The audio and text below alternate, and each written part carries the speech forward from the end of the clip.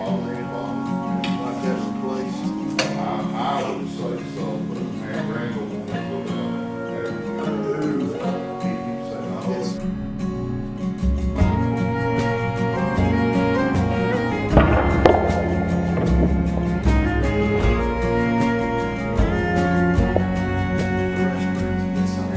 oh, I'll just sit here. I'm no good at making small talk, but do you mind if I sit down? Indiana was a long shot, and I could use another round. I don't mean to be too bold. No, it's not. Well, here's an age-old debate about why some players just have some kind of natural talent and progress real fast when they're young, and they get great and they hit the pro tour and they beat everybody. If you take an honest look at these guys, they have great support and expert instruction behind them and helping them and guiding them. So right from the start, all their basics are correct or quickly corrected to get them right, get them thinking right, get them playing the right position, and everything else, and they just make the whole game look easy. Now compare that to the player who had no support at all, no family pool players, nobody helping them at all, and they're out there on their own doing everything wrong. And then if they want to progress, they have to rip everything apart and break all these really hard habits to break both mentally and physically. And they spend years doing it and just trying to get over each hump on their way to the top. They're taking a long way home. That's if they survive. But believe it or not, there's good things about being that guy that came up the hard way.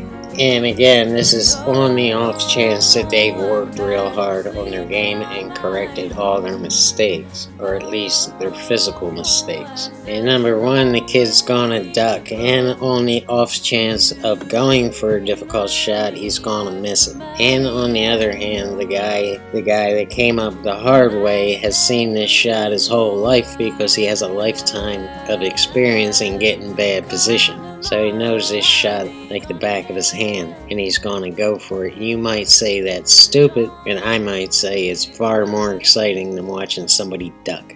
It's also more rewarding because that guy had to work for it, and he had to take a chance, and he had to muster the guts to do it. And here's a back-to-back example of two shots where that comes into play. Yeah, don't get me wrong here. I don't hate that kid. I just hope that kid knows what he has that other players did not have. And it ain't natural talent. As for the rest of you guys out there on your own, this is what you have to do. Rack up 9 balls and break them. And I'm assuming here you've caught yourself not progressing and you've gone back through all the basics and you've worked hard and you've broken the bad habits, and now your foundation is solid, your basics are all straightened out, your stroke is straight, and you have a decent break. And now you're going to convince yourself that you're playing against the best in the world and you're going to give it your best shot. Now's the time to play your top level pool. And I also suggest that you put yourself on film and record it. And it doesn't have to be a high quality camera. It can be your cell phone or just any kind of recording device.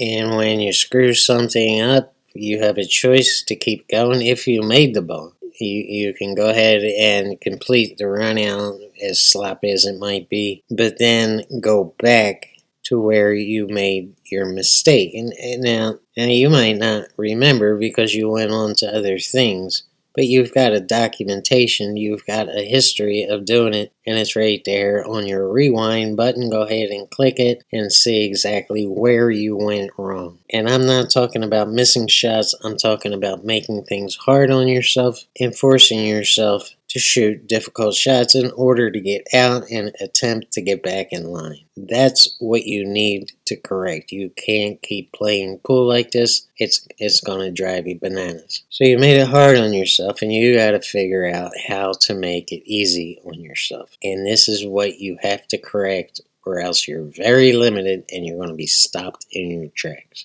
This is what you need to fix right now. And every time you go through this process, and I recommend doing it 2 or 3 nights a week for as many hours as you can get in. And this is going to be your new way to practice.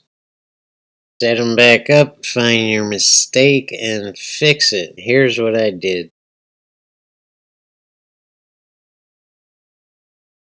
And man, that ain't nothing but ugly, amateur, embarrassing, and ridiculous. And if you ignore it and you don't do anything to correct this, you're gonna keep on doing it for the rest of your life. Now, technically, you could say, well, I shot the 2 ball wrong and got bad on the 3, but I don't consider this bad position. And when we go back and watch the loop back, you're going to see it from the start, and you're going to see that I was jacked up on the 2 ball, and I couldn't ask for much more than this. You should be able to work with this easily. And from there, you could actually go back to the 1 ball or the break, and that can go on forever.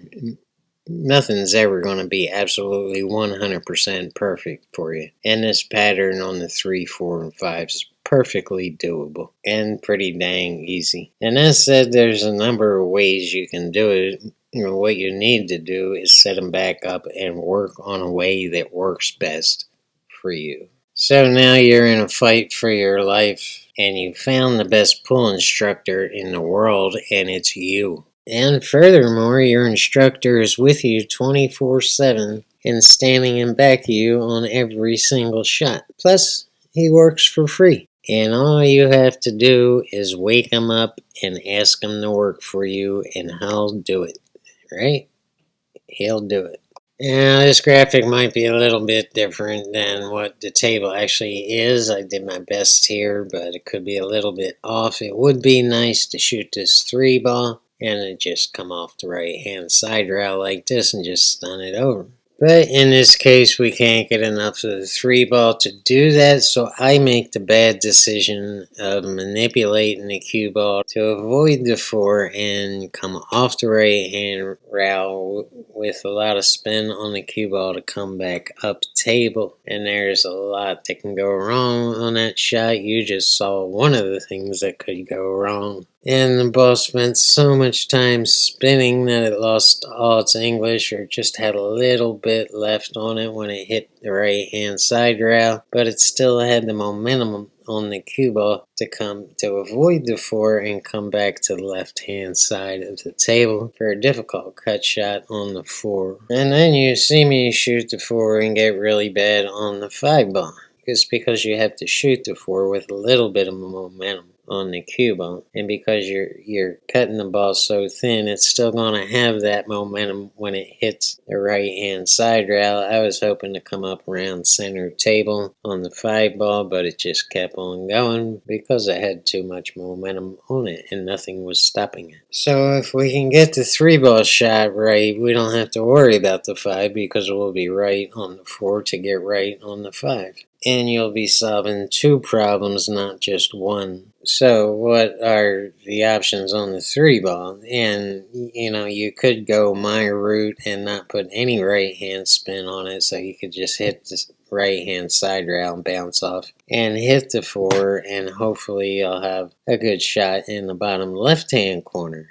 Of course, I would just avoid messing with that right hand side rail altogether, no matter where you decide to shoot the 4. When you shoot this 3 ball, it's perfectly feasible to come up on the right hand side of the 4 off the bottom rail, and now it would be easy to get on the 5. Or again, you could draw it over to the right hand side rail with left hand spin on it to come in back of the 4 ball and either shoot it in the top right hand corner pocket or the right hand side pocket. Either way, it's easy to get on the 5. And the important thing is not what I do and what I practice. The important thing is for you to find a way to make this 3 ball and be comfortable doing it while getting on the 4. So just set this pattern up over and over again until you start getting it and you're comfortable with it. And I promise you'll never make this mistake again. And if you ask me, this is absolutely the best way to practice. Go ahead and go for the run out, break like a champion, do your best, play effort and raise, and try to beat them. When you screw it up, you have to stop and figure out a better way and an easier way. That's the key. And now finally we can watch the loop back. Thank you guys for tuning in. I'll have the second part of 1 ball 1 pocket coming up in a few days. Just be a little bit patient with me. I'm a little bit busy over here. No, it's not at all like me. But when you're making your way home, would you like some company? 'Cause I'm tired of sleeping on my own. And I've such a long way to go. And you remind me of somebody I know. Can I stay with you?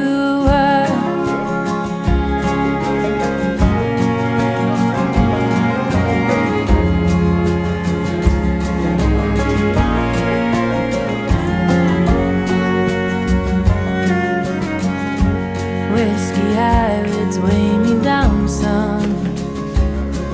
When a smoke-filled talk comes too close.